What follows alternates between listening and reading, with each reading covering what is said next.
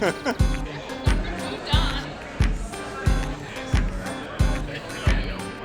really want the signage. I don't know where the lid went.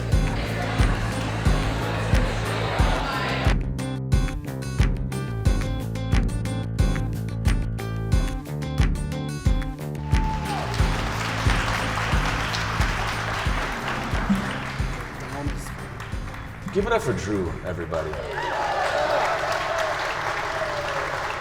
I planned on making, well, Drew is part of my presentation. He doesn't know it. Drew reached out to me and was like, hey, I'd like to meet up for coffee to talk about this Creative Mornings thing. And I said, cool, sure. And we met up at a coffee shop, and he sat there and we talked for about an hour. And then he sent me a text saying, hey, send me your picture and your bio. And I didn't send him anything back. And then he sent me a text saying, hey buddy, need your picture and your bio. And I don't think I sent him anything back. There might have been and then it was, I need this now, otherwise we're not gonna be able to do this Creative Mornings. And I was like, all right, got you. So I copied and pasted some stuff, sent it to him. And Drew stuck with it, even though, in my mind, and this is kind of the theme we're getting into, there was seemingly nothing that he gets out of it. He stuck with it, and he sat there and he kept saying, hey, I need the picture and the bio. Can you send that to me right now?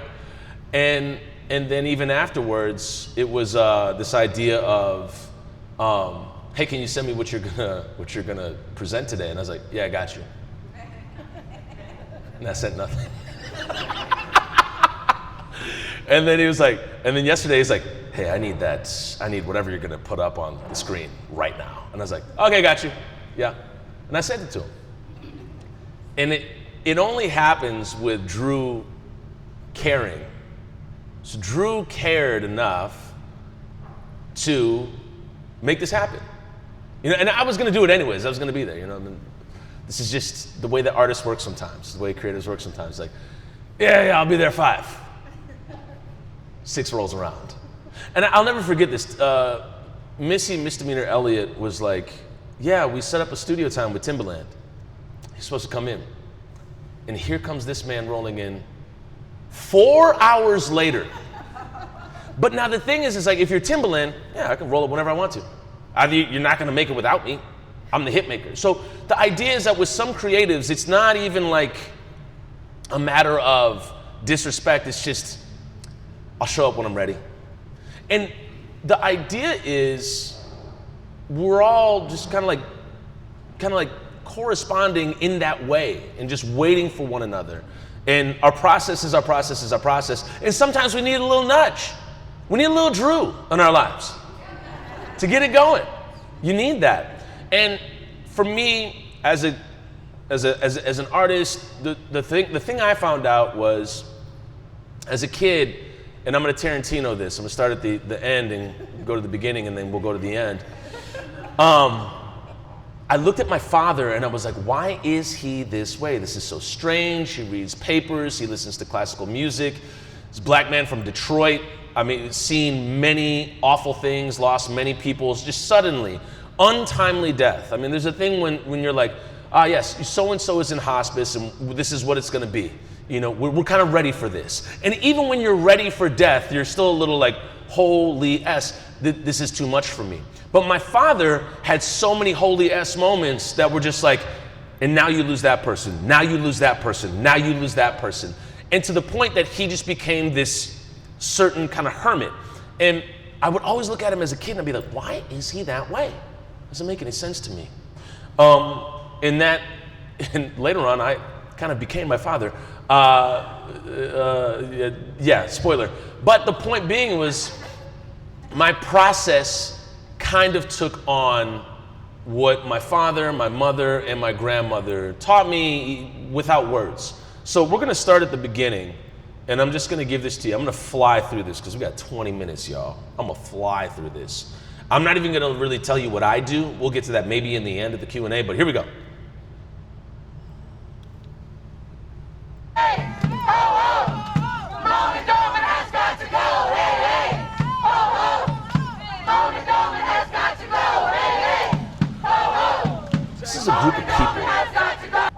out in Maplewood, in the rain, just hanging out, protesting outside of a woman's house, and they're in the rain.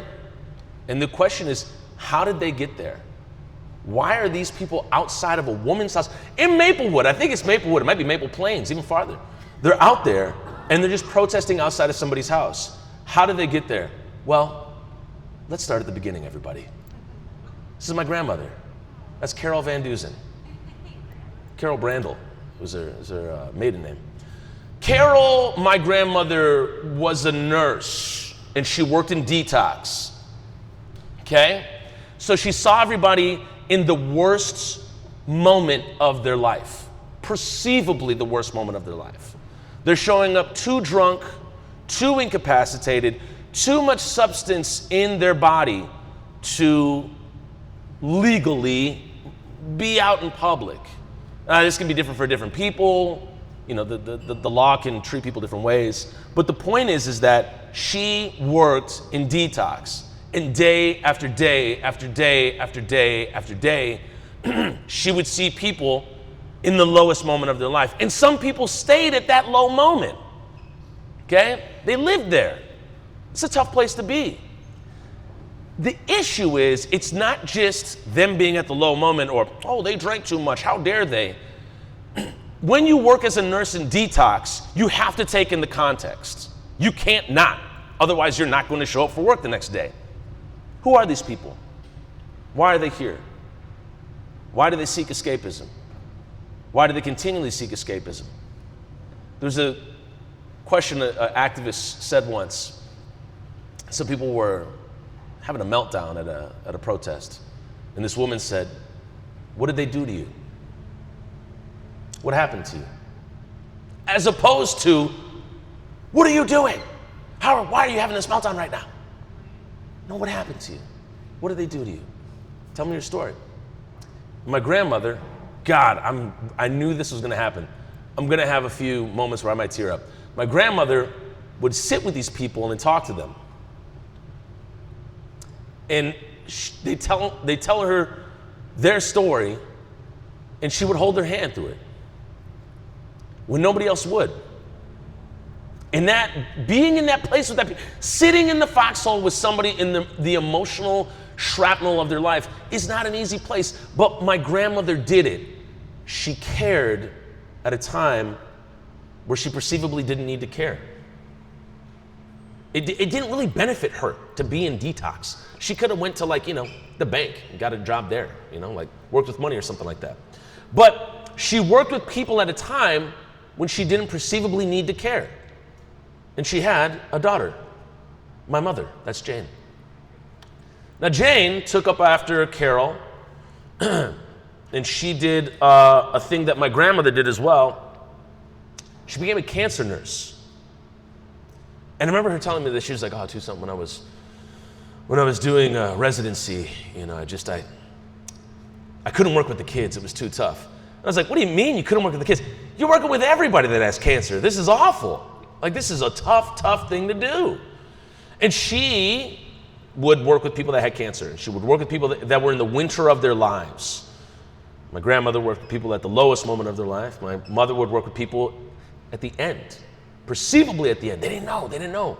Maybe they have a shot, maybe they don't. We don't know. What are the chances? Tell me the percentage that I'll get out of this.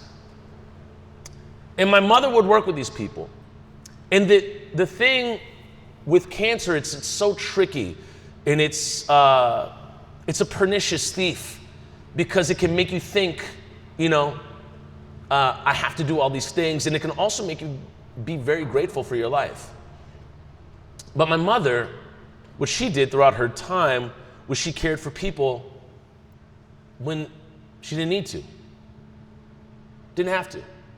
And I didn't know that until the famed take your daughter to work day. And my mother said, oh, it's take your daughter to work day. I'm gonna take you and your sister to work. I said, all right, cool.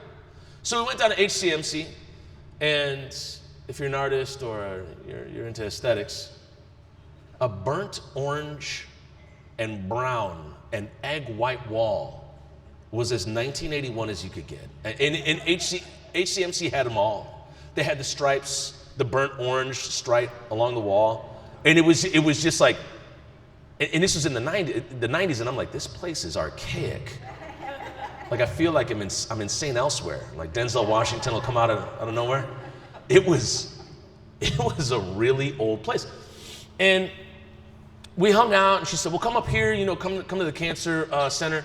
Came to the cancer center, hung out for a little bit, and she said, just when you're here, just don't mess with anybody or, like mess with any of the equipment. But what I would like you to do is if you're just gonna hang out here, just hang out here and talk to people. I said, well, why would I talk to these people? They got things to do. And my mom's like, no. Just talk to these people. I said, all right. And out came this guy named Willie. Willie was this tall black guy, and he had a gown on. And he would just come out and say, hey, what's going on? What's going on, man? And I was like, hey, Willie, you got cancer? And Willie was like, oh, no, I don't got that, man. I'm just hanging out. And I turned to my mom. I went to my mom afterwards and said, hey, Willie doesn't got cancer. What's he doing here? He can't be here. He doesn't have cancer. And my mother said, well, Willie comes here sometimes for, medicine. And, we can't really be the determinants of whether he needs it or not. We are here to treat the pain. We're here to help. I'm not here to judge. We're here to treat the pain. And I said, well, what about some of these other people here? I was talking to this other guy down the hallway, and she was like, yeah, that's good that you talked to him. I said, well, why? She said, because he only talks to us, the nurses. I said, well, what about his family?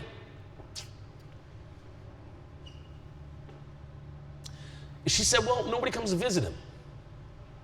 I said, why not? Nobody cares about him? She says, no, well, nobody, he doesn't have any family to come visit him. He's just here. And my mother requested me, unbeknownst to me and my sister, we're running around this cancer ward just hanging out with people, talking to him, hanging out with Willie, Willie who doesn't have cancer, and is just there to kind of kick it.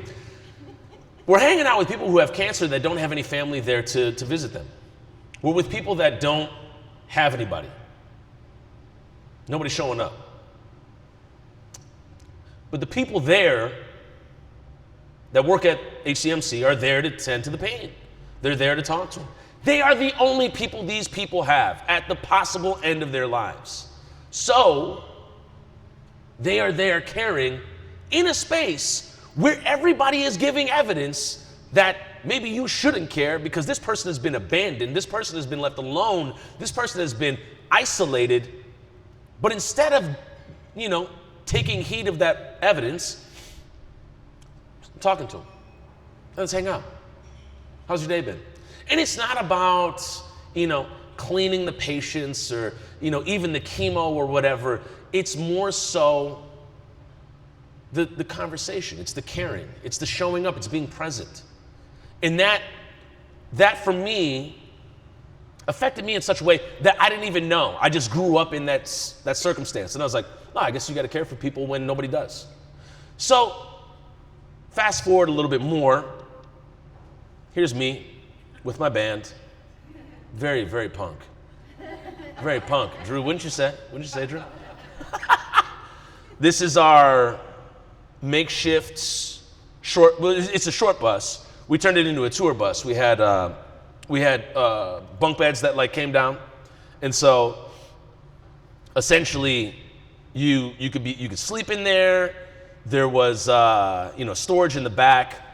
But in this situation for me, little did I know, I might have been single at the time, but I was in a relationship with 4 other men at this time. We're in a band. And even though there was nothing to gain from being in this nasty, awful bus, we still showed up for one another, even when we didn't feel like playing the shows or going on the tours. It was the idea of, well, this is what we do. You wanted to be in a band. You wanted to play drums. You wanted to play guitar. You wanted to play piano. I'm going to show up for you, even when I don't want to, and it's going to happen vice versa. But this was also at a time when I didn't understand what my grandmother or my mother were about until time went on, band broke up, people have kids, people leave town, and something happened where I ran into a writer, one of my favorite writers. His name is Bao Phi. Ran into Bao at a coffee shop. And this is actually before this, but sometimes, you throw a stone into a pond and like the ripples don't hit the shore until sometime after. And I said, Bao, man, you got to tell me, man, you're a writer, dude, and you're like employed. Oh, man, how do you do this? How do you do this? How do you make this happen, man? And Bao was I totally effed up his piece that day. And he was like, what? What do you? I was like, well, how do you stay employed as a writer? How do you do this? And he said, okay, all right, I'll help you out. You write now, right? I said, yes, I write. I'm a writer. I write rap, slam poetry, all this stuff. He's like, okay. You got a bunch of friends that are artists? I said, yeah. He's like, all right, cool. Wait 2 years and you'll have less friends that are artists. I said, shut up, wait, what? What's gonna happen to them? He's like, they're not gonna die. They're just gonna stop doing art. And that's okay. But let's say you're still writing, which I assume you are. And I said, yes, I will. He said, all right, and then you wait 10 years. And I was like, whoa, hey, baby, I'm not trying to, don't scare me now. I'm in my 20s. 30s doesn't exist. And he's like, you're gonna maybe have 1 or 2 friends that are still artists, but you'll still be writing. And I said, oh, okay. And he said, that's when you'll know that you're an employed artist. After that 10 years. And it's okay, no shame, no judgment, no shade to the people that have stopped doing it. You'll just have kept on doing it. And the keeping on doing it, for me, was not sustainable as just somebody who was caring about their own art. It, for me, continued on when I began caring about other people's art. When people came asking me questions, younger folks that were like, how do I do this, how do I do that? And I said, oh, you do this. Get the, this is not I didn't plan on this, is not a plug. You could just pirate Adobe and just, do the Photoshop thing. And then Adobe came up with these monthly memberships, and it was like you couldn't pirate anything. I had a pirated Adobe for probably like 10 years, and I made one of my good friends, Adam Dunn, taught me how to Photoshop, and I made all of our posters on that because the whole point was correspondence. How do you make a cool poster? How do you make a cool screen print? How do you do that? And I looked at the art that some of the professors had done at MCAD, and I said, shh, I got you. I could do that. Hey, I wasn't making the art, but I'm a font junkie. I will tell you this right now. I cannot stand for bad font, and that is due to being in a band and Photoshop. Thank you, Adobe. But all that being said, the idea was I gained all these things, all these skills and whatnot, and then later on, people were asking me, hey, how do you do this? Oh, well, I know. Just do this. Let me help you out with it. And so I was then able to give to other people. And that lending of service became, the police murder of George Floyd turned into a kind of a life of service. So it turned into me showing up for people or situations where people didn't have a voice. Now, rewind a little bit to Bao Phi. When I first saw Bao Phi, I think he was on his way to winning a poetry slam, going to the National Poetry Slam, 1999, at Kieran's Irish Pub. And he said this line, he said, they don't see the light until their houses burn. And he was referring to white people, and he was referring to their property being destroyed, and they won't care until we set it on fire. And the idea is that it's like, I'm not trying to hurt you like you hurt me, I'm hurting your property like you hurt me. And I never, ever, ever forgot about that line. And for me, it wasn't an equation of revenge, like I'm gonna do you like you did me. It's the idea of like, can I show you how you are behaving and then help you out going forward? Because if I can show you the damage of your behavior, maybe you can do something about how you act in this world. And until you show up like that, we can't have a conversation. There might just be some destruction, and there might be some ghosting, and there might be some cold shoulders. And that's just the way it is. And when I got into speaking out, Ashley Quinones, who is the wife of Brian Quinones, who was killed by Richfield, Edina, and I think another police department, she says, we have to do the work that people cannot because they're not here anymore. They're 6 feet under the ground. Now, spiritually, you might believe that they're here in some capacity. I do. However, they're not here to speak directly to some people. They're not going to hear it. So you have to do the work. And for people like my grandmother and my grandfather who are no longer here, you have to carry the work. And for people like your great-grandparents or great-great-grandparents or grandparents or parents that aren't here anymore, you have to do the work. You have to carry the legacy in a way how they carried or carry the lesson that they never learned. And you got to show up that way. And that was the only way that I could be at that point in 2020. And it lent to the art so much that it spoke through my writing, and it spoke through a lot of the things I did. And this is me, this is a scenario where this is in Hugo, Minnesota. This is outside of Bob Kroll's house. But now the thing is, this is in a community that has never seen this before. This is the most black people this community has probably ever seen in public at the same time. And I think that that's a good thing for them. And I think that's a good thing for a lot of people to just be like, hey, these people are out. You know, and they care enough. They care enough. None of these people here, I believe, ever met George Floyd. But they show up because we care enough for something that happened. I don't know this cancer patient. I never met Willie. I don't know Willie. I don't know why he's here. My mom told him he just shows up for, medicine, painkillers. But I care about Willie because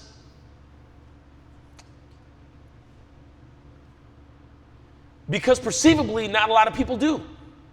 So somebody has to. So if somebody doesn't show up, if you don't show up, then who will? And this takes me to final slide. That's my dad. That's Derek Morrison. And that's me. Now my dad is from Detroit. And as I said in the beginning, I believe, he lost a lot of people off top. He was basically in a war situation. My father is very quiet. I would say speaks when spoken to, but doesn't even do that. He's a very, very chill, I should say chill. He's a chill dude, but he's just quiet. He's very, very intentional about his words. And it's because of what he went through as a kid. He is who he is. He hates going to the doctor. He doesn't like the doctor. I don't even think he believes in hospitals. But every day of his life after he's retired and while he was at work, he has fought for people to have health care. And I get these wild emails every week like, hey, we're pulling up to the hospital, or so-and-so's, this policymaker today. We're gonna talk to him about getting his health care. And I'm like, why? You don't even like doctors. Why are you? What the hell is going on here? Yeah. Well, people should still have health care. And I'm okay. All right, fair enough. And so he fights for people in a situation where he perceivably doesn't need to care. And for me, with the theme of punk, the idea is, and I didn't understand, you can go back to, this young man right here. At that point, didn't really understand it, but the idea later on was to care even when nobody else is. Nobody's gonna show up for these people unless you do. And, this is another Creative Mornings for another time. Nobody's gonna show up for you unless you do. And you can't show up for other people unless you show up for yourself. And so in doing the work, in being a vessel of serving other people, my art then became kind of this, like what my father had taken on as a life work, what my mother had taken on as a life work, what my grandmother had taken on as a life work. And even though it wasn't deemed creative or a craft or whatever, that is the core of what I do. I think the most punk thing you can do is showing up for people even when you feel it doesn't directly benefit you. Somebody told me about a year ago, I said, why are you talking about this? You don't have any skin in the game in this. And I said, I don't need to have skin in the game. I can care about these people even if it's perceivably not my people, and even if it doesn't directly benefit me. Because at some point, I guarantee you, it will not only benefit you, but it will affect you. It's all interconnected. And I'll end on this, I know I'm out of time. During this episode, the one thing that we found out was obviously showing up for lives that have been stolen by law enforcement was a big deal. But what also happened was there was an amount of unhoused people that began pulling up to a lot of these actions and then befriending a lot of them. And the idea was, there was I think it rained about a week ago, and we were like, oh man, it's raining. Better go inside. And I remember getting a call in 2020 from Kyle, who was in an unhoused encampment, and he said, this storm is awful. I said, I'm so sorry to hear what's going on. He's like, we lost everything. I need your help. I need you to put out a post. We need to do a supply drive. I'm not unhoused. I don't know Kyle. I perceivably don't need to care. I can just go on having my, Beyond Burger and fries or wherever I'm at, and whatever. But the storm took everything that he had away. And we ran a supply drive and got some things back. And so the idea was, well, I care because I care about Kyle. And my grandmother cared, even though none of these people were connected or related to her. And so I think the most punk thing you can do, or to add to your core of creativity, if you're going to add that to your ethos or your being, your alternator, is to understand not only that caring for people or things, even when they don't perceivably directly benefit you, is valuable, but also that can just be the only value sometimes. That is the work sometimes. And it leads to you being the highest point of your creativity at certain times when it doesn't perceivably directly benefit you. Because somebody at some point is going to be affected and say, oh wow, that person helped me out. They showed me how to do that thing. They pointed me in the right direction. That was really cool. I appreciate that. I can't wait to show somebody else that thing. So, as a lesson from Carol and my mother and my father, that's what I gained as a creative over time, and I hope that it carries you in your journey. And I know that we don't all have the best relationships with our parents or our grandparents or whatever, our family, and I don't. However, the lessons that I've learned from them and the life lessons that I've carried from them have helped me as a creative moving forward. And I'll always tap back into that going forward, especially for my grandmother. We had time? Yeah, okay. Well, that's it. That's my 25 minutes. There you go.